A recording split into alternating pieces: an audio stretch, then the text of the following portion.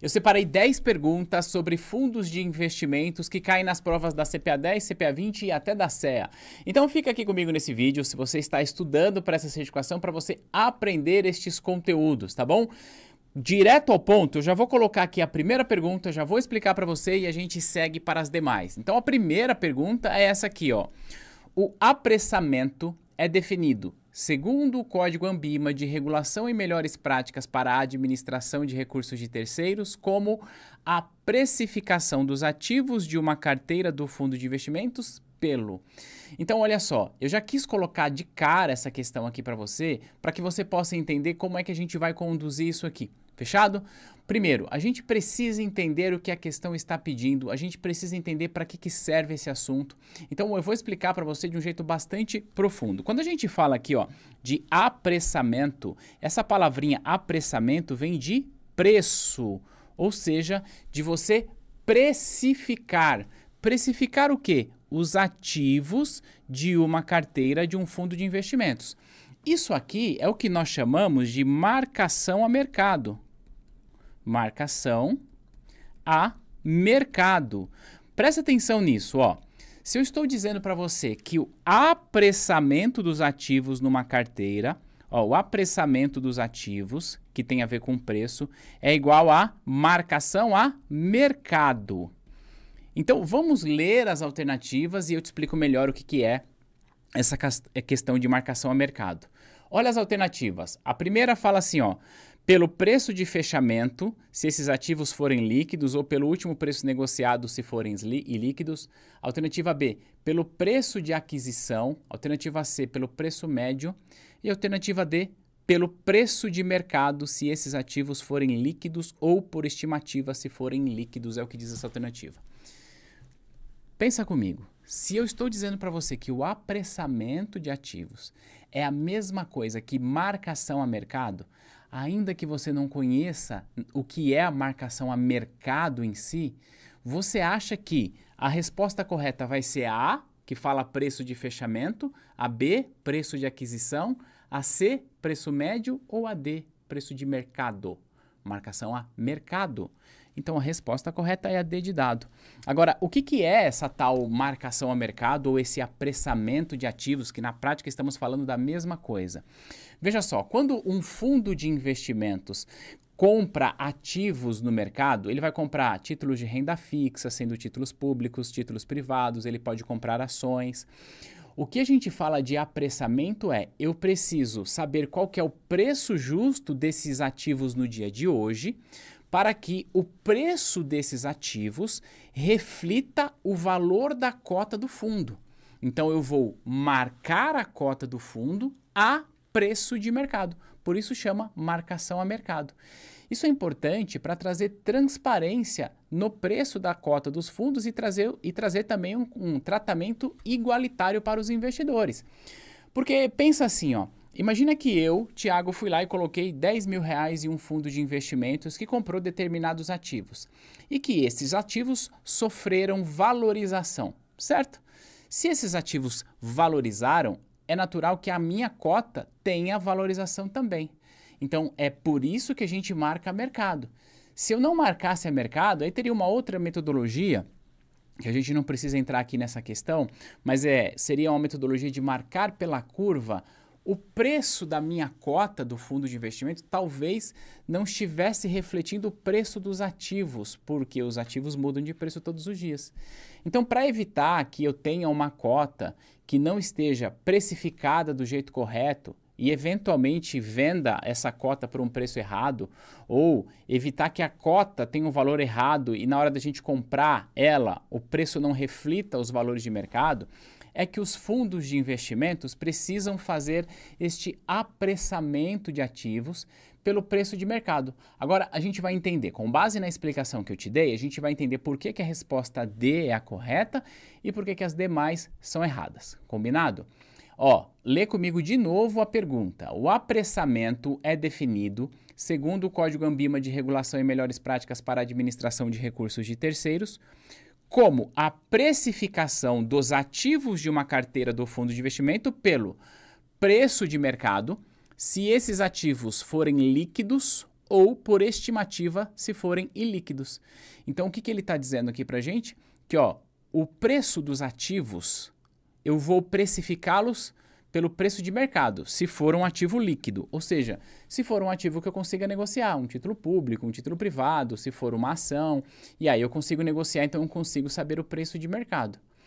Agora, se for um ativo ilíquido, por exemplo, vamos falar aqui do fundo imobiliário que compra imóvel, não tem liquidez nisso. Então eu tenho uma estimativa de preço daquele imóvel para refletir, no caso do fundo imobiliário, vai refletir no valor patrimonial. Tá bom? Então, por isso que a alternativa D é a correta, porque eu estou marcando pelo preço de mercado.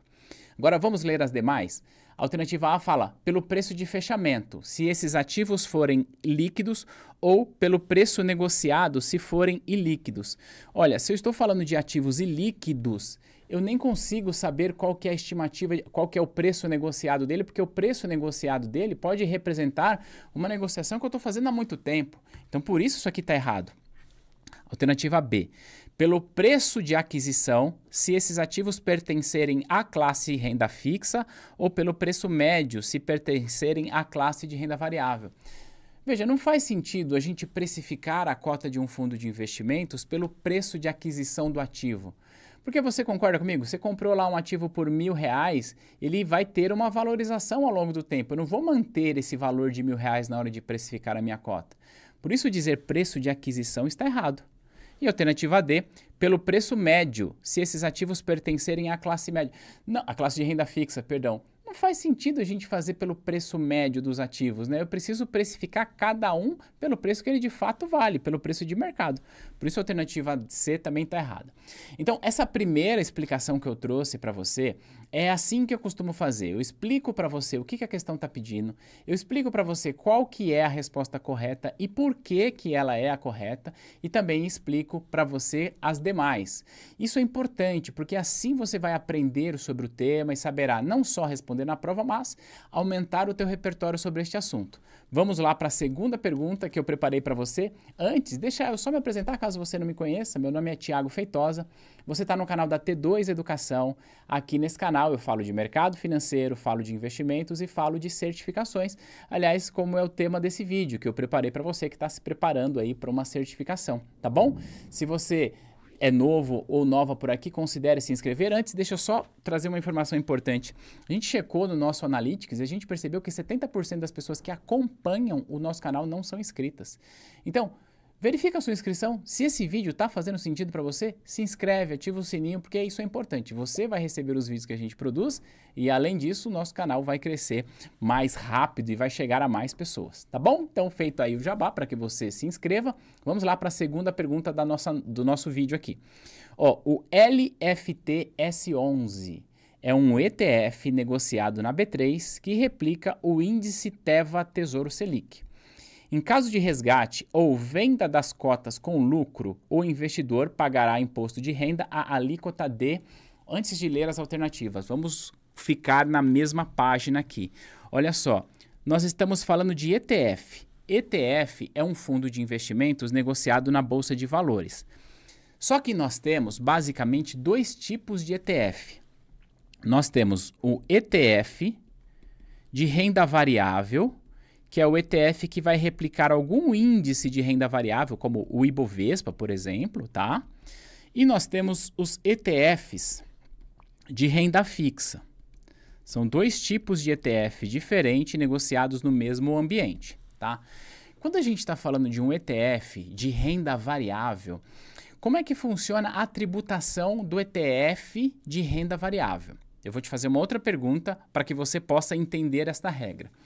O ETF de renda variável, ele vai comprar e vender ações ou outros ativos de renda variável e ele é negociado na Bolsa de Valores. Significa, portanto, dizer que o ETF de renda variável pode até ser classificado como uma operação de renda variável. O que significa que quando a gente tem um ETF de renda variável, a tributação dele acontece como no mercado de ações, ou seja, 15% para operações comum e 20% para day trade, é assim que funciona no mercado de ações. Então, o ETF de renda variável segue a mesma linha. Ocorre que, como eu falei, nós temos o ETF de renda fixa. O ETF de renda fixa é o mesmo fundo de investimentos negociado em bolsa, só que ao invés de ele comprar ativos de renda variável, ele vai comprar ativos de renda fixa. E eu não sei se você sabe, mas os investimentos em renda fixa têm uma tributação diferente. É aquela tributação regressiva, que quanto maior é o tempo que eu fico, menos eu pago de imposto de renda, certo? É assim que funciona a tributação da renda fixa. Só que esse carinha aqui, o ETF de renda fixa, ele tem uma regra completamente diferente de tudo. Por quê? Quando eu falo em investir direto via renda fixa, ou seja, quando eu compro um CDB, quando eu compro um título público ou alguma coisa dessa natureza, funciona assim: quanto mais tempo eu fico, menos eu pago de imposto de renda, começando lá com 22,5% e vai chegar a 15% depois que acima de 2 anos. É assim que funciona a tabelinha regressiva de investimento em títulos de renda fixa. Quando a gente fala sobre um ETF de renda fixa, a regra é um pouquinho diferente. A gente precisa entender não o tempo de permanência do investidor, mas a gente precisa entender qual que é o prazo médio de repactuação da carteira do fundo. Então, o fundo de investimento compra vários ativos de renda fixa, de acordo com o índice, e esses ativos eles terão vencimentos distintos entre si, podendo inclusive ser negociados e reprecificados diariamente. E é esta operação que vai entregar para a gente qual que é o IR definitivo desse imposto, desse instrumento. E aí nós temos uma tabela regressiva, que não é a que eu escrevi ali, mas é uma tabela um pouco diferente, que, olha só, ela começa com 25% e vai a 15%. Então, a maior alíquota é 25%, não é 22,5% e a menor é 15%. E ele é calculado, repito, não de acordo com o prazo de permanência do investidor. Ele é calculado de acordo com o prazo médio de repactuação da carteira. Ou seja, ele é calculado de acordo com aquela renegociação que o gestor faz com os ativos da carteira. E é exatamente por isso, por exemplo, que nesse instrumento, diferente de tudo que a gente negocia na bolsa, um ETF de renda variável, quando eu negocio, eu, investidor, recolho o meu imposto via DARF. No caso do ETF de renda fixa, apesar de eu negociar na bolsa, não é o investidor que recolhe via DARF. É a corretora que intermediou a operação, que vai olhar e vai falar com o administrador. E administrador, ó, tem um resgate aqui, ó, a pessoa vendeu as cotas no mercado secundário. Qual que é o prazo médio da carteira? Ah, o prazo médio é X, então tá bom, já vou debitar o imposto de renda na conta dele aqui, tá bom? Então a alternativa correta é a A, de 25% a 15%, de acordo com o prazo médio de repactuação da carteira. Então a alternativa B fala de tabela regressiva e a C fala de tabela regressiva, mas a alternativa B e a alternativa C, como você pode ver aqui, ó, elas estão tratando do prazo de permanência do investidor. E repito, no ETF não é o prazo de permanência que conta, mas é o prazo de negociação da carteira do fundo. Por isso elas estão erradas, tá bem? E por último, tabela regressiva de 22,5 a 15, não, uma tabela um pouquinho diferente, como eu te expliquei, por isso isso aqui também está errado. Fechado? Conta aqui para mim nos comentários se essas duas perguntas você sabia a resposta já. E a gente vai agora para a terceira pergunta desse vídeo, né? Segundo a Secretaria da Receita Federal, dica importante, se estamos falando de Receita Federal, a gente está falando de imposto de renda. Tá? Então é importante você entender que a questão está buscando o seu conhecimento sobre a regra tributária dos fundos, tá bom? Olha lá, item 1. As alíquotas de imposto de renda nos fundos de investimentos de curto prazo e longo prazo e de ações são diferentes. Isso aqui está certo? Sim, isso aqui está certo. Olha só, a gente vai ter basicamente duas tabelas ou duas formas de cobrar imposto de renda. Uma é a tabela regressiva,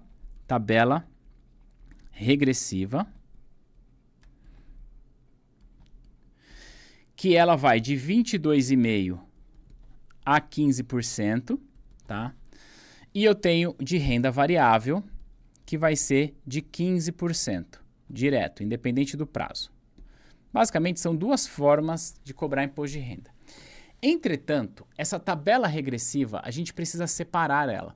Porque se nós estamos falando de um fundo de curto prazo, ela funciona assim, ó. Uma tabela de curto prazo funciona assim, ó. Se o investidor está até 180 dias,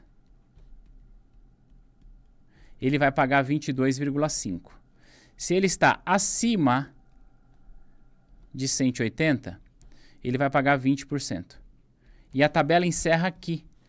Eu fiquei bem na frente, né? E a tabela encerra aqui. Ela não continua caindo até chegar em 15%. Então, a tabela regressiva, que é essa que está aqui, que vai de 22,5 a 15, essa tabela completa se aplica apenas aos fundos de longo prazo. Quando eu falo de fundo de curto prazo, ela é uma tabela menor, que vai de 22,5 a 20. Então, é correto dizer, por exemplo, que ó, o de curto prazo e de longo prazo são diferentes. E ações são diferentes porque tem essa regra de 15% aqui. Portanto, até aqui o item 1, vou marcar aqui como correto, tá? Eu vou te dar uma dica importante. Lá na hora da tua prova, quando você está olhando para uma questão dessa, e se você já sabe, por exemplo, que a alternativa 1 ela está correta, de acordo com o seu conhecimento, de acordo com o que você estudou, você vai olhar as alternativas aqui e vai falar, opa, a 1 está correta, então eu já elimino a alternativa C. Por quê? A alternativa C não consta 1, então já vou cortar aqui, ela vai estar errada. Então você já elimina isso. Isso na hora da prova é importante, porque se eventualmente você ficou com dúvida, você vai ter uma chance maior de acertar se precisar chutar em uma questão como essa, entende? 2. Os fundos de investimentos em ações não estão sujeitos à retenção do imposto de renda denominada come-cotas. Perfeito. Apenas os fundos de renda fixa, cambial e multimercados que têm a tributação pelo come-cotas, que é aquela antecipação semestral. Os fundos de longo prazo, o come-cotas é de 15 e os fundos de curto prazo, o come-cotas é de 20. E fundo de ações não tem. Então o item 2 também está correto, tá? Então, aí, seguindo a mesma lógica nossa, a gente vem aqui, ó, o item 2 está correto, então isso aqui está errado, olha só. Já matei aqui, ó, 50% das possibilidades de alternativa. Então, por que eu expliquei para você, para que na sua prova você faça isso? Porque a gente vai ler a terceira, eu vou te explicar. Mas imagina que você está numa prova e você sabe que o item 1 e o item 2 estão corretos. Só que aí você ficou na dúvida sobre o item 3. Tô na dúvida. Aí eu pergunto, é melhor você chutar tendo apenas 2 possibilidades ou você chutar tendo 4 possibilidades? Então isso vai ajudando você a aumentar a chance de acerto. Agora é claro que estudando aqui com a gente você de fato aprende o conteúdo, tá? Olha só, as alíquotas do imposto de renda incidentes no resgate de recursos aplicados em fundos de investimentos de curto prazo e de longo prazo varia em função do prazo que o investidor mantiver a aplicação. Perfeito. Por quê? As alíquotas de imposto de renda do resgate, ela tem a tabelinha regressiva que eu te expliquei. Lembra que eu te falei que eu vou ter a tabela regressiva que se aplica aos fundos de longo prazo? E a tabela regressiva, é bom reforçar, é só no resgate, não é no come-cotas. No come-cotas é a alíquota fixa, tá bom? Então, sim, é correto dizer que a alíquota ela vai variar de acordo com o prazo de permanência do investidor nesse produto. Então, o item 3 está correto. Assim, a resposta correta do meu simulado é a alternativa B, 1, 2 e 3. A alternativa A, que diz 1 e 2 apenas, está errado. Apenas a alternativa A, que diz 1 e 2 apenas, está errada, tá bom? Terceira pergunta, quero que você vá anotando aí para me contar no final desse vídeo quantas você sabia a resposta e se essa explicação ajuda você a compreender com maior profundidade as questões que eu trouxe aqui. Vamos lá, para mais uma pergunta, ó. Para o investidor, uma das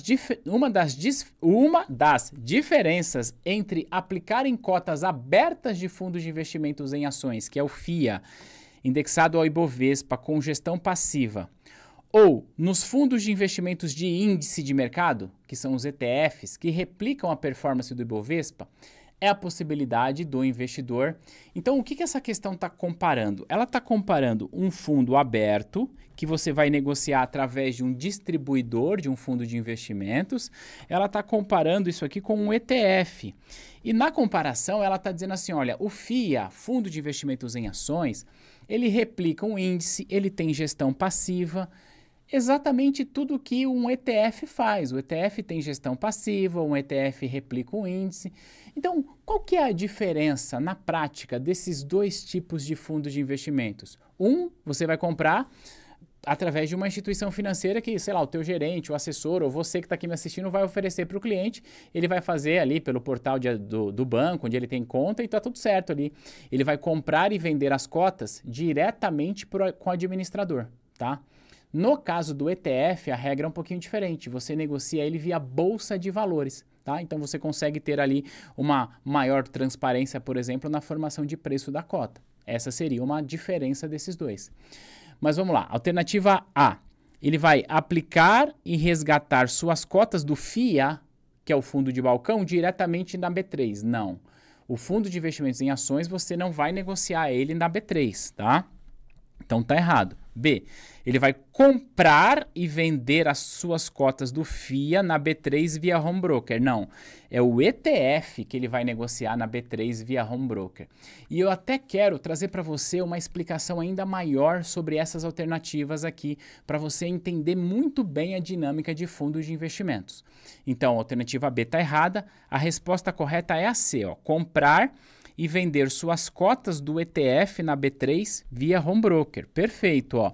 O ETF a gente negocia via home broker, tá bom? E aí você pode fazer isso sendo cliente de qualquer instituição. E alternativa D, aplicar e resgatar suas cotas de ETF diretamente com a instituição financeira distribuidora do fundo. Não. A instituição financeira que distribui o fundo, onde você pode negociar diretamente com ela, é no caso do FIA e não do ETF. Por isso aqui está errado. Tá bom? Então, olha só, a gente já sabe que a alternativa correta é a C. Mas eu quero expandir isso aqui com você. Presta atenção nas alternativas que a gente tem. Aqui em cima eu tenho uma alternativa que diz assim, ó, aplicar e resgatar suas cotas. Aqui eu tenho comprar e vender suas cotas. Aqui eu tenho comprar e vender suas cotas. E aqui eu tenho aplicar e resgatar suas cotas. A pergunta que eu faço para você é, qual é a diferença de aplicar e resgatar e comprar e vender? Você sabe me dizer qual que é a diferença? Eu não sei se você sabe, mas eu vou te explicar. Olha só, quando a gente fala de aplicar e resgatar as suas cotas, quer dizer que nós estamos fazendo isso diretamente com o administrador do fundo.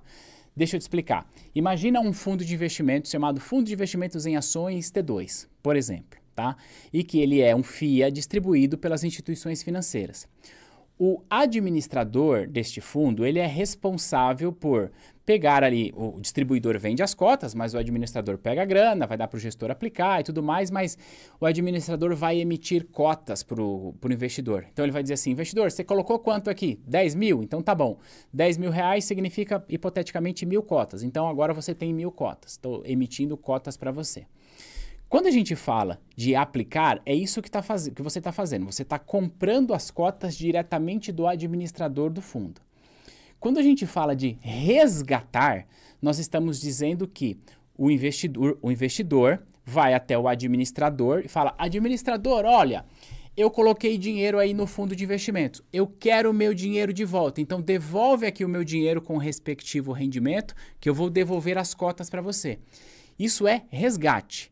Então é quando o investidor pega a grana dele de volta, mas ele está negociando diretamente com o administrador do fundo, pegando o dinheiro, resgatando do fundo. Quando a gente fala de comprar e vender, nós estamos dizendo que o investidor está negociando isso no mercado secundário. Então, hipoteticamente, você comprou cotas de um ETF e você quer o seu dinheiro de volta. Você não resgata ele no administrador. Você vai lá na B3 e vende para outro investidor e eu posso comprar isso de você. A diferença se dá para o investidor, na prática, a gente está dizendo que comprar e aplicar é a mesma coisa que colocar o dinheiro no fundo. E nós estamos dizendo que vender e resgatar é a mesma coisa que pegar o dinheiro dele de volta. Na prática, é assim que funciona.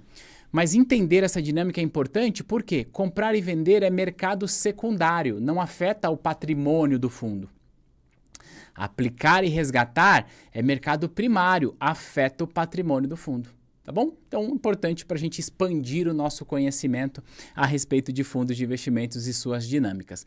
A propósito, por falar em expandir o nosso conhecimento, eu não sei se você já está estudando para certificação com algum curso preparatório, mas eu quero dizer para você que, falando em expandir o conhecimento, aprender de verdade, é aqui na T2 que você tem de estudar.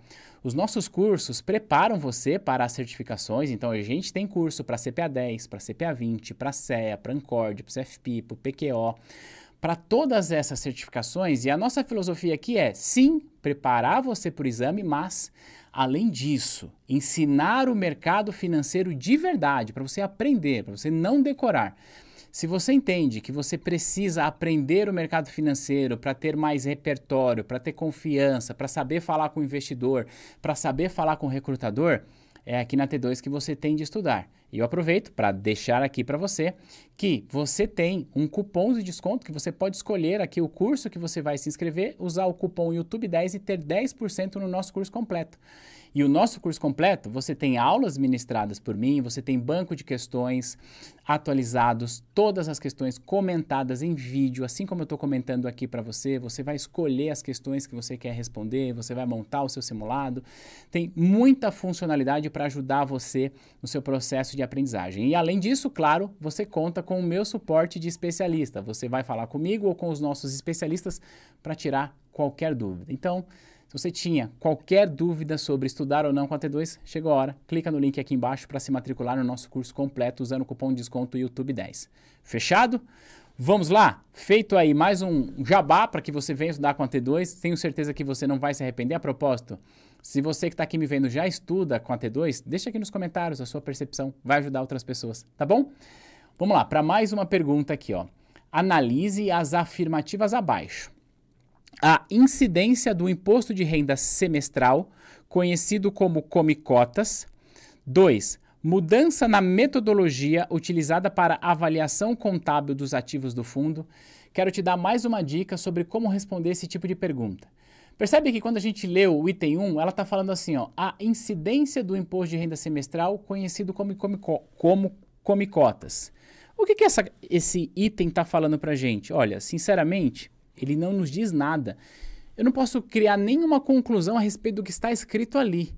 Então, qual é a dica que eu quero te dar? Quando você lida com uma questão como essa, lê o primeiro, viu que não tem nada que você possa dizer, ah, isso é verdade, isso é falso.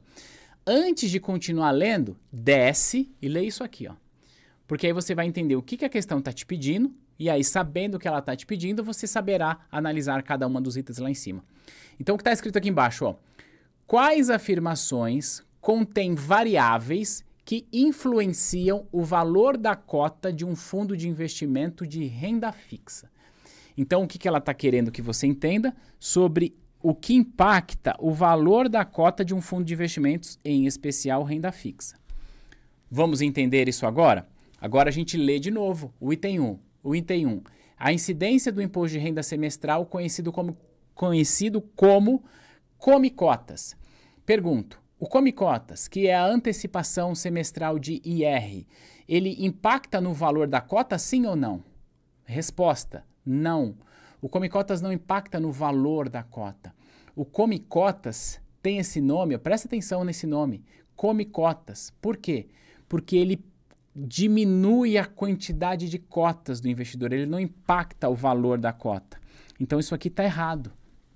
Tá? Se o come-cotas impacta na quantidade e não no valor, ele está errado porque a gente quer valor. 2. Mudança na metodologia utilizada para avaliação contábil dos ativos do fundo. O que nós estamos falando de mudança da metodologia utilizada para avaliação contábil?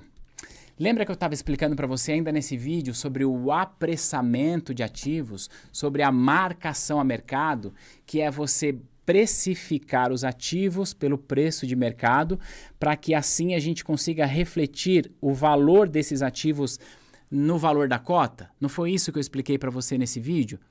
Agora eu te pergunto, se eu mudo a metodologia de precificar, de avaliar esses ativos, se eu mudo a metodologia de avaliar esses ativos, pode ser que haja mudança no valor dos ativos. E se há mudança no valor dos ativos, vai afetar o valor da cota. Portanto, isso aqui afeta o valor da cota. Então, isso aqui está correto, tá bom? 3. O provisionamento de custos relativos à taxa de administração, à taxa de performance e a outras despesas operacionais.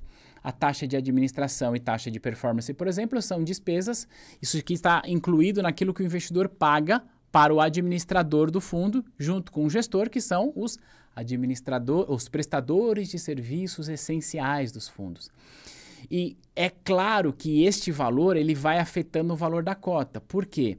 O administrador, na hora de divulgar o valor da cota ali diariamente, ele já pega todo o patrimônio líquido do fundo, tira as despesas, portanto, taxa de administração, provisiona eventual taxa de performance, quaisquer outras despesas, e aí sim ele vai ter o patrimônio que ele vai dividir pela quantidade de cotas, e aí ele chega no valor da cota. Então sim, quando eu faço esse tipo de provisionamento, é claro que isso afeta o valor da cota. Então o item 2 está certo. Olha só, sem ler o item 4, vamos analisar aqui. A gente sabe que o item 1 está errado. Então, ó, isso aqui está errado. Aqui, ó. E isso aqui está errado. Certo? Mesmo esquema que eu já te mostrei. Agora a gente tem 2, 3 e 4 e nós temos 2 e 3. Vamos ver o item 4. O pagamento recebido de juros proveniente dos títulos de renda fixa que compõem a carteira do fundo. Então vamos lá, vamos pensar. Imagina que um fundo de investimentos, ele comprou NTNF, que é um título público federal que paga cupom semestral, certo? Esse título paga um rendimento semestral. Você concorda comigo que quando eu recebo esse valor na conta, no caso o fundo recebendo, ele vai ter mais caixa, ele vai estar mais líquido? Tá? É claro que na precificação dos títulos, na precificação diária, a gente já vai precificando este cupom. Mas o que a gente precisa entender é que na hora que esse recurso entra no caixa, há mais disponibilidade para esse gestor, eventualmente até para investir em mais títulos. Porque se entrou mais dinheiro, você concorda que se entrou mais dinheiro, se ele pode comprar mais títulos, isso vai impactar o valor da cota? Porque vai impactar o tamanho do patrimônio do fundo? Então sim, os pagamentos recebidos de juros, que seriam ali os cupons, impactam no valor da cota. Então, é correto 2, 3 e 4 apenas, portanto, o meu simulado é a alternativa B. Combinado? Sabia essa? Sim ou não? Anota aí e me fala. Vamos lá para a próxima pergunta que eu separei aqui, ó. Seu cliente não se enquadra como um investidor qualificado ou profissional e deseja aplicar em um FDIC, que é um fundo de investimentos em direitos creditórios. Neste caso, sua orientação é: bom, antes de ler a alternativa, que diacho é FDIC? FDIC é o Fundo de Investimentos em Direitos Creditórios, que basicamente é um fundo que vai alocar o recurso do investidor. Deixa eu só mudar aqui a minha tela para o meu acompanhamento. Aí, vamos lá. É um fundo que vai aplicar o recurso do investidor, voltando aqui, em direitos creditórios. E aí você talvez me pergunte: Thiago, que diacho é direito creditório? Pelo amor de Deus! Olha só, vamos pensar assim, ó. Eu disse para você, inclusive, que você pode se inscrever aqui no curso da T2, tendo até um desconto de 10% caso você escolha fazer isso. O que eu não disse, por exemplo, é que você pode parcelar o seu curso em até 12 vezes, tá? Agora, imagine a seguinte situação. Imagine que você decidiu investir com o melhor curso preparatório do mercado, ou seja, decidiu estudar com a T2 e fez lá o parcelamento no seu cartão de crédito em 12 parcelas. Você concorda comigo que quando você passa o seu cartão de crédito em 12 parcelas, a T2 passa a ter, portanto, um direito de receber essas parcelas mês a mês da sua operadora de cartão de crédito. Então, esse direito de receber as suas parcelas mês a mês da operadora do seu cartão de crédito é um direito creditório. Isso se aplica a uma compra parcelada no cartão de crédito, nesse exemplo que eu estou te dando, mas eu vou te dar outro exemplo. Você agora está me assistindo porque você ou alguém pagou a internet para a gente estar aqui conectado essa hora. Você concorda que a operadora de telefonia que prestou o serviço para você de internet, ela recebe de você um boleto todos os meses para manter a sua internet ativa? Pois é, então quer dizer que esta operadora de telefonia tem de você um direito creditório, um direito de receber. Então o que ela faz? Ela pensa assim, isso se aplica à operadora, se aplicaria a T2 ou qualquer empresa que tenha um direito creditório. Poxa, eu tenho um valor muito grande para receber ao longo do tempo dos meus clientes. Seja, mais uma vez, cartão de crédito, fatura, duplicatas ou quaisquer outros recebíveis. Só que eu, empresa, estou precisando do dinheiro agora. Então o que eu posso fazer? Eu posso pegar todos esses meus recebíveis, ou seja, todo esse meu direito creditório ou parte dele, e oferecer por um fundo de investimentos. E vou dizer assim, fundo de investimentos, olha só, hipoteticamente aqui, tá? Ó, no próximo ano, eu vou receber 10 milhões de reais aqui, ó, desta carteira de recebíveis dos meus clientes. Você quer receber isso aqui durante um ano? Recebe aí, fundo de investimentos. Recebe a prazo e me paga à vista. Faz assim. Isso aqui é exemplo hipotético, tá? Gestor do fundo, faz assim. Me dá aqui 9 milhões agora no meu caixa. Tô com esse dinheiro à vista. E você vai receber 10 milhões ao longo dos próximos 12 meses aí dos clientes. Fechou? Isso é um fundo de investimentos em direito creditório. Ele compra direito creditório de empresas. Ocorre que, pensa aqui comigo, quando a gente fala de fatura de cartão de crédito, a inadimplência é muito baixa. Porque é verdade que quem está comprando pode até não pagar a fatura do cartão, mas quem está vendendo recebe da operadora. Então o risco é muito baixo. Mas voltando para o exemplo lá da telefonia, você concorda que nesse caminho, nessa carteira, há um certo volume de clientes que eventualmente atrasam fatura, ou que não pagam, ou coisas podem acontecer. Então, existe um certo risco dentro desse tipo de operação. É por isso que os fundos de investimentos em direitos creditórios, eles têm 3 tipos de cotas. Eles terão no mínimo 2, mas eles terão 3, podendo até 3, tá? A gente vai dizer que esses fundos têm cotas chamadas de cotas sênior e a gente vai dizer que esses fundos têm cotas subordinadas. E aí, pode ser que eu tenha uma terceira cota chamada de cota mezanino. Tá? O que são esses tipos de cotas nesse tipo de fundo? Olha só, cota sênior é a maior em termos de classificação. Ela vai dizer para a gente o seguinte, ó, todo o cotista que investiu num FDIC e comprou cota sênior, ele vai ter preferência no recebimento do dinheiro. Então, à medida que os investidores ou que os tomadores lá na ponta estão pagando a fatura, esses carinhas aqui recebem primeiro. Porque se tiver uma inadimplência na carteira, a gente não quer prejudicar eles. Então, a gente vai dizer assim, olha, esse grupo de cotistas aqui, esse grupo de cotistas aqui vai receber primeiro. Tá bom, o fundo já pagou todos os cotistas sêniors e não teve inadimplência, a galera lá na ponta continua pagando os boletos dela e ainda tenho mais recursos, então eu vou pagar os cotistas mezanino. Tá bom, paguei todos os mezaninos e ainda sobrou dinheiro porque a galera lá tá pagando todos os boletos em dia, aí sim só depois eu vou pagar esse cara aqui. Toda essa história para você, entender o que é um FDIC do jeito certo, 2, entender as classes de cotas e 3, saber responder essas perguntas. Porque com base no que eu expliquei para você, deixa eu te perguntar, qual destas 3 cotas você considera mais arriscada para um investidor? Isso, mais arriscada é a subordinada, porque ela é a última a receber. E depois eu tenho essa e depois eu tenho essa. Então, o que a gente vai fazer? Eu vou ficar aqui e eu vou escrever o seguinte, ó. Em termos de risco, tá? Risco alto. Risco, digamos que é um risco médio, né? E aí aqui eu estou comparando entre os tipos de cotas, não entre outros investimentos. E aqui eu tenho um risco baixo.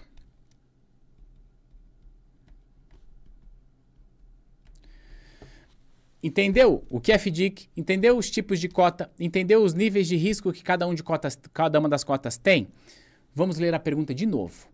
seu cliente não se enquadra como investidor qualificado ou investidor profissional. Ou seja, você está atendendo um cliente que é um cliente comum, um cliente de varejo, um cliente que não é qualificado nem profissional. E ele quer investir em um FDIC.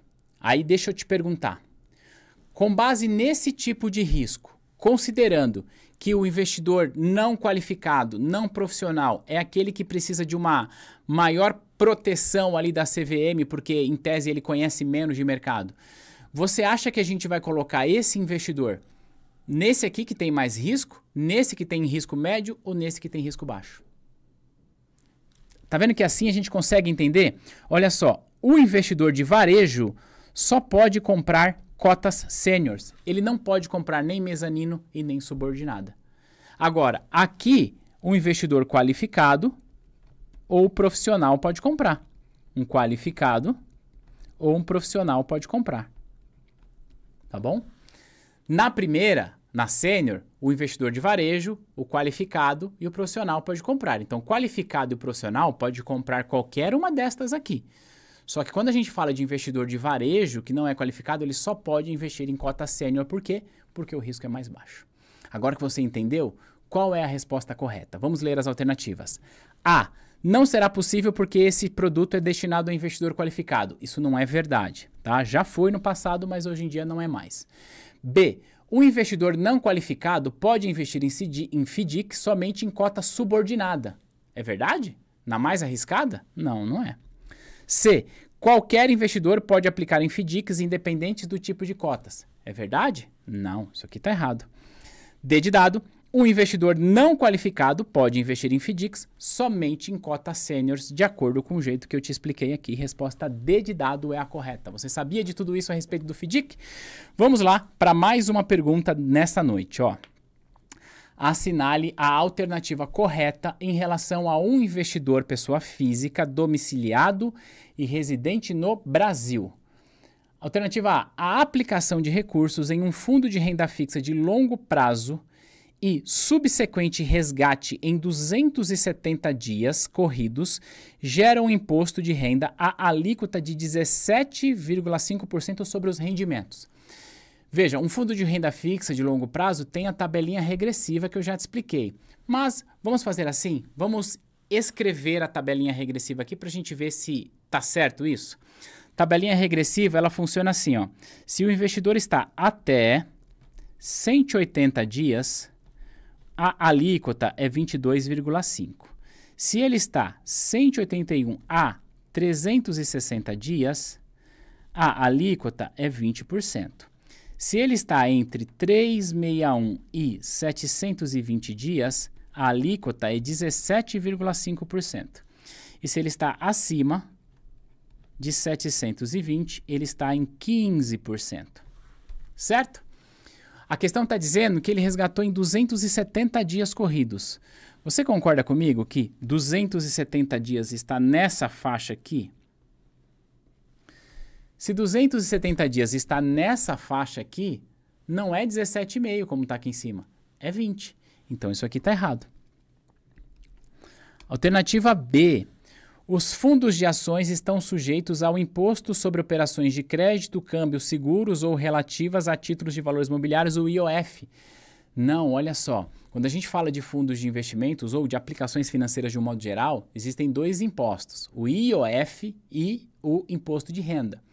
Só que o IOF não se aplica a investimentos em renda variável. Então, os fundos de ações não têm IOF. Não tem. Em hipótese nenhuma, fundo de ações vai ter IOF. Então, isso aqui está errado. C. Os ganhos do fundo multimercado curto prazo são tributados à alíquota mínima de 20% sobre os rendimentos gerados entre a aplicação e o resgate. Isso aqui está certo? Sim, isso aqui está certo, produção. Porque, olha só, quando a gente fala de um fundo curto prazo, longo prazo, nós estamos falando aqui em um contexto de imposto. Então, eu vou ter um fundo de renda fixa de longo prazo, curto prazo, eu vou ter um fundo cambial que pode ser enquadrado como curto ou longo, eu vou ter um multimercado que pode ser enquadrado como curto ou longo. Então, tá tudo certo. Por que a gente diz que a alíquota mínima é de 20%? Porque ele é de curto prazo. Lembra que eu expliquei para você sobre a tabela do curto prazo? Eu vou escrever ela aqui de novo. Tabelinha regressiva de curto prazo é isso aqui, ó. Se o investidor está até 180 dias, ele paga 22,5%. Se ele está acima de 180 dias, ele vai pagar 20%. Fim. E mais nada. Não tem alíquota menor. Então, o mínimo que ele paga é 20%. Então, isso aqui está correto. Tá bom? Deixa eu colocar um azulzão aqui de alternativa C de correta. Vamos ler a alternativa D. As perdas apuradas em um fundo de ações podem ser utilizadas para a redução do imposto de renda devido sobre futuros ganhos em fundos de renda fixa do mesmo administrador. Não. Aqui nós estamos falando sobre compensação de perdas. O que é a compensação de perdas? Se eu, investidor, investir em um produto e nesse produto eu não ganhei dinheiro, eu perdi, hipoteticamente, coloquei 10 mil e resgatei 9, eu perdi dinheiro. Essa perda que eu tive, eu posso compensar em ganhos futuros para pagar menos imposto. Posso. Mas no caso de fundos de investimentos, os fundos precisam ter mesma natureza tributária. O que significa que, se eu perdi dinheiro em fundo de ações, eu só posso compensar em fundo de ações, porque é a mesma natureza tributária. Se eu perdi dinheiro em fundos de longo prazo, eu só posso compensar em fundos de longo prazo. Se eu perdi dinheiro em fundos de curto prazo, eu só posso compensar em fundos de curto prazo, porque eles possuem a mesma natureza tributária. Então, essa questão ela está errada quando ela diz para a gente que eu poderia compensar a perda que eu tive no fundo de ações em fundo de renda fixa. Não. Sim, é verdade que o fundo tem de ser do mesmo administrador, mas ele precisa ter mesmo a natureza tributária. Então, isso aqui está errado.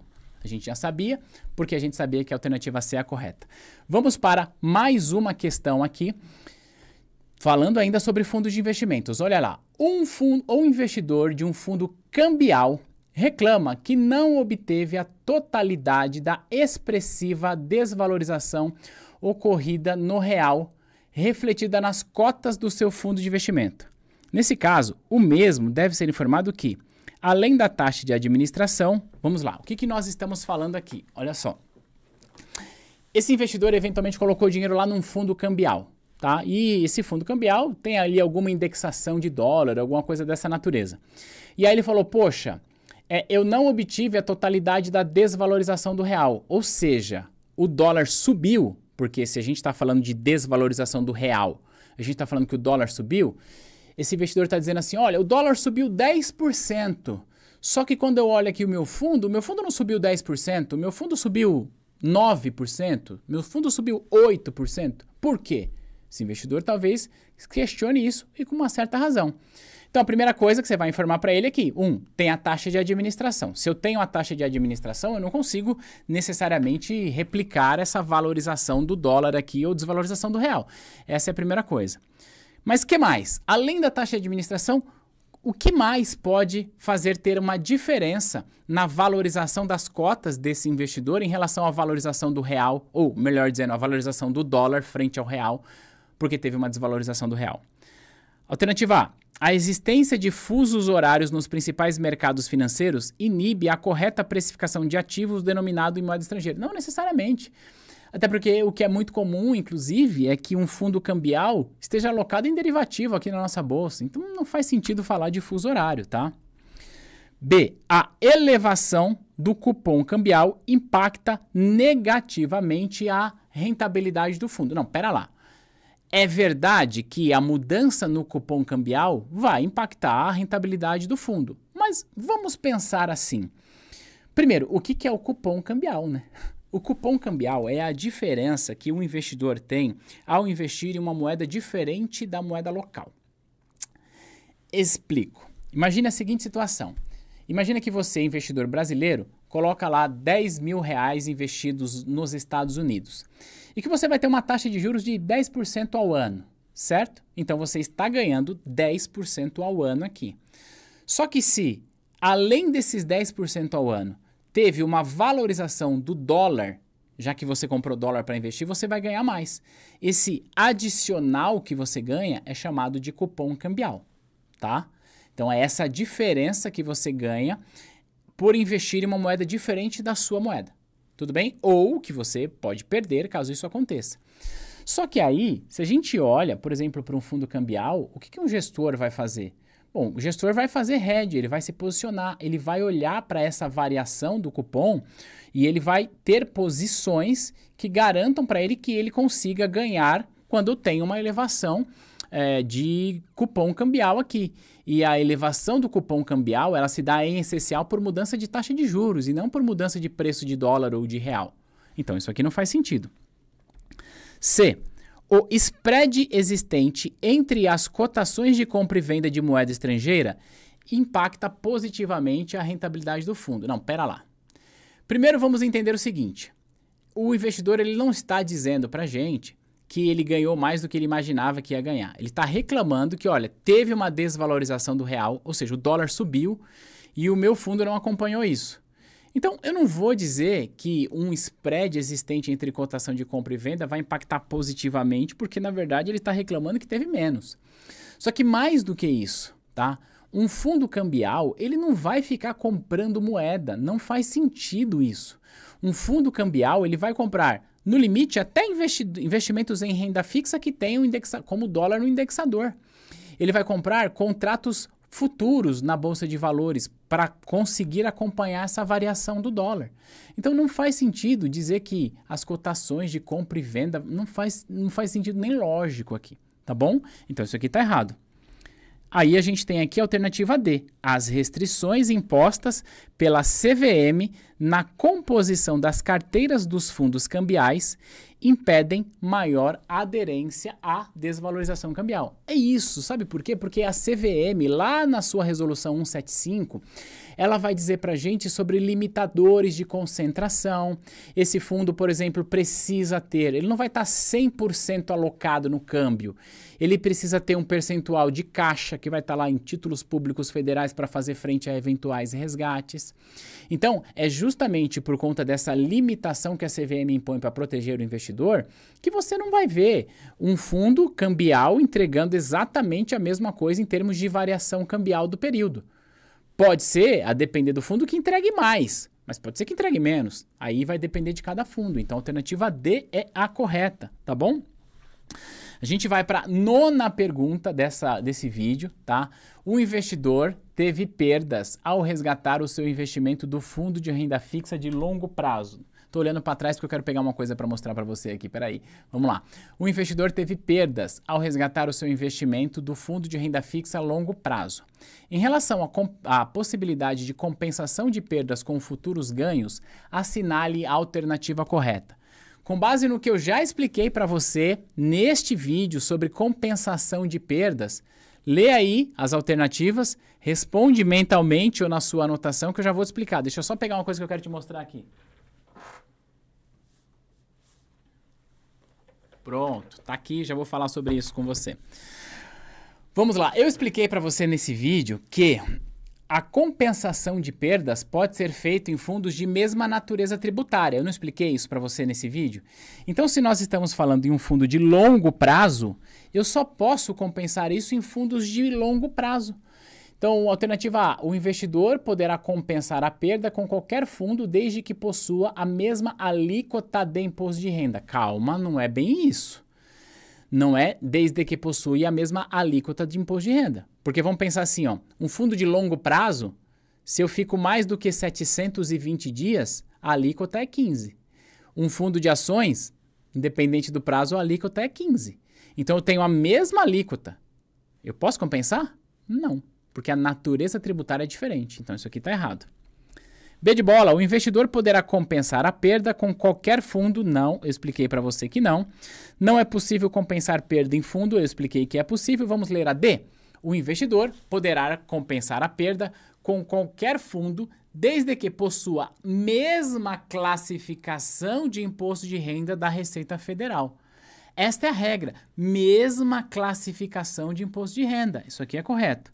E é importante também que o fundo seja administrado pelo mesmo administrador, tá? Embora é possível compensar perdas em fundos de administradores diferentes, mas isso só quando nós estamos falando de fundos que estão numa dinâmica chamada de distribuição por conta e ordem. E aí o distribuidor assumiria esse papel, então mesmo que fosse administradores diferentes, teria de ser o mesmo distribuidor, mas eu vou deixar isso para uma outra explicação para não confundir você. Compensação de perdas em fundos de investimentos, vamos lá, mesma natureza tributária e mesmo administrador. Combinado? Ó, última pergunta da noite, mas como eu já falei do nosso curso completo, que você pode estudar com a gente, eu quero aproveitar para dizer que, além dos cursos preparatórios, além do canal aqui da T2 que ajuda você a se aprofundar, eu sou autor desse livro, Sua Carreira é Maior do que o Seu Emprego. Esse livro está disponível nas principais livrarias do Brasil e também na Amazon. Você pode comprar na Amazon com o link que está aqui na descrição, entrega em todo o Brasil. Aqui eu falo sobre gestão de carreira, como construir uma carreira de sucesso. Então o subtítulo é Construa uma história de sucesso no mercado financeiro. Então tem aqui alguns capítulos para ajudar você a gerir bem a sua carreira e ter uma carreira longeva e próspera para além das certificações, tá bom? Fica aí a recomendação e mais um jabá aqui. Vamos lá para a última questão dessa noite, vamos caprichar nela aqui, ó. Uma classe de cotas de fundos de investimentos tipificada como de renda fixa pode apresentar variação negativa no valor das cotas quando? Opa, pera lá! Como é que um fundo de renda fixa ou até mesmo um fundo conservador, um título chamado de conservador, né, um fundo conservador, como é que ele vai ter variação negativa nas cotas? Para você entender isso, a gente precisa entender a dinâmica dos títulos de renda fixa. Quando a gente fala dos títulos de renda fixa, existem basicamente 3 tipos de títulos de renda fixa tratando-se de rentabilidade.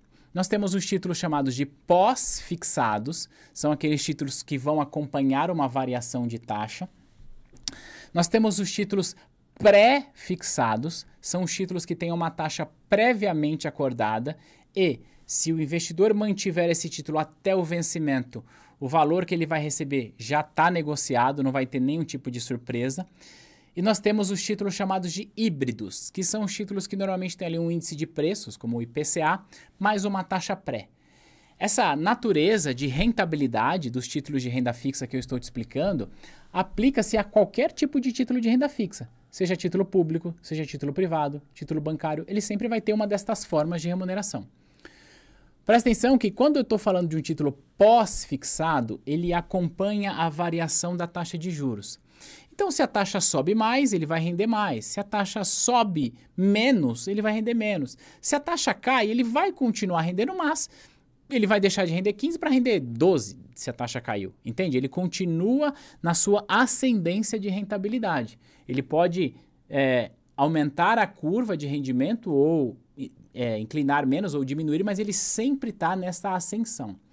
Por isso que os títulos pós-fixados são sempre os mais conservadores, porque eles não têm oscilação de preço, como tem os pré-fixados. Então, os títulos pré-fixados, eles são os mais arriscados em termos de volatilidade de preço, ou seja, em termos de risco de mercado. Por quê? Porque, embora um título pré-fixado, o investidor, quando ele compra, ele já trava a taxa daquele título e aquela taxa não vai mudar, aquela taxa só é garantida se o investidor mantiver esse título até o vencimento. Se o investidor precisar resgatar esse título antes, esse título vai ser marcado a mercado, que você já sabe o que é porque nós falamos nesse vídeo, e essa marcação a mercado pode apresentar uma flutuação de preços em razão de mudança de taxa. Quer ver? Eu vou te dar um exemplo para você entender isso. Imagina que você que está aqui me vendo comprou um título pré-fixado cuja taxa de juros dele é de 10% ao ano. Tá? Então você sabe que se você ficar até o vencimento, você vai receber 10% ao ano. E esse título tem um preço. Quando você comprou, você pagou por ele, sei lá, R$900, beleza? O tempo passou e aí imagina que a taxa de juros de mercado subiu. Hoje, esse mesmo título no mercado está sendo negociado a 15%. E você quer vender o seu título. Aí você chega para mim e fala, Thiago, eu quero vender o meu título para você. Você fala, legal, eu quero comprar de você. Vamos negociar? Vamos. E aí a gente vai negociar um preço. E esse preço é com base na taxa. Você vai dizer assim para mim, ó, Thiago, eu paguei 900, me dá aí 910, eu vou ganhar 10 aqui, tô feliz, tá? Só que eu vou falar para você, não, pera lá. Esse preço que você está me dando, ele está alinhado com a realidade da taxa que você pagou, que é 10%. Só que, meu amigo, minha amiga, se eu for no mercado hoje, eu consigo esse mesmo título com uma taxa maior, com uma taxa de 15%. Ou seja, eu vou ganhar 15% ao ano nesse título e não 10% que você está me oferecendo. Então esse seu título aí não está valendo lá tanta coisa assim, vamos combinar? Você fala, poxa, Thiago, é mesmo, né? Caramba, não faz sentido, eu estou concorrendo com títulos de 15%. Você vai fazer assim, ó, vamos precificar esse título a um valor menor. Você vai falar assim, tá bom, Thiago. Para você ganhar os 15 do mercado, eu vendo para você por, sei lá, R$850. Contrariado, né? Contrariada, mas você venderia por R$850. O que aconteceu aqui? Você comprou um título de 10. A taxa de juros de mercado subiu, o seu título perdeu valor. Então, você pagou 900, vendeu por 850. Então, quando você tem um título pré-fixado, a taxa de juros de mercado sobe, o seu título, ele é marcado para baixo. Ele perde valor, tá? Mais uma vez, se você mantém até o vencimento, você não tem surpresa, mas durante a maturação tem essa oscilação aqui. Então é importante você entender a dinâmica das taxas de juros no preço dos títulos de renda fixa. Então, para a gente concluir esse raciocínio e responder a pergunta, se você comprou um título de renda fixa pré-fixado e a taxa de juros subiu, eu mostrei para você num exemplo didático que o preço do seu título caiu. Contrário, tá? Se você comprou um título de renda fixa pré-fixado e a taxa caiu, vai acontecer o contrário. O preço do seu título vai subir. Então, vamos voltar para a pergunta. Olha só, uma classe tipificada como renda fixa vai apresentar variação negativa quando? Quando é que eu vou ter variação negativa no preço do título de acordo com o exemplo que eu te dei? Estou falando de título ainda. Então, se eu tenho um título pré-fixado e a taxa sobe, o preço do meu título cai. Se eu disse para você inúmeras vezes neste vídeo que eu vou marcar a mercado as cotas do meu fundo de investimentos, eu vou apressar as cotas, eu vou precificar as cotas de acordo com a valorização dos ativos, quer dizer que se um fundo de investimentos investir em títulos pré-fixados, tá? Ou seja, pré-fixados e ocorrer o quê? Elevação da taxa de juros. A alternativa D é a correta. Por quê? Mais uma vez, imagina que este fundo comprou um monte de título pagando 10%. Só que aí a taxa de juros de mercado subiu para 15%, subiu para 20%. Esse gestor vai falar, eita Giovana, caiu o forninho aqui, deu ruim. Porque agora os meus títulos não estão valendo lá tanta coisa, então eu vou ter que precificar eles para baixo. E aí eu vou ter uma variação negativa das cotas, tá bom? Alternativa D é a correta. A C está errado, porque ele fala que se eu tenho pré-fixado e cai a taxa, se cai a taxa é o contrário, sobe o valor do título, então valoriza a cota. Alternativa A e B diz assim, ó, investir em títulos pós-fixados, que acompanham a variação do CDI e ocorrer a queda dos juros. Não. Um título pós-fixado, como eu disse, ainda que caia a taxa de juros, ele vai continuar na sua trajetória de subida. Vai subir num ritmo menor, mas vai continuar subindo. Então ele é sempre muito conservador. Então o título pós-fixado não vai ter essa marcação negativa, tá? Só em cenários muito atípicos isso pode acontecer. Aliás, isso aconteceu na crise do Covid, mas isso fica cenas para próximos capítulos. Então olha só, nesse vídeo eu expliquei para você 10 perguntas sobre fundos de investimentos que costumam cair nas provas de certificações da Anbima e eu expliquei para você de um jeito onde você possa de fato aprender esse conteúdo e não decorar. Conta aqui para mim nos comentários, destas 10, quantas você saberia a resposta e quantas você aprendeu. Vai ser muito legal a gente comentar aqui. E mais, se você quiser que eu faça mais simulados como esse, já deixa aqui nos comentários sobre qual tema você gostaria que eu respondesse, que eu trago aqui para o nosso canal para ajudar você com a certificação. Lembra de checar a sua inscrição no nosso canal e eu te vejo no próximo material. Um grande abraço. Tchau, tchau.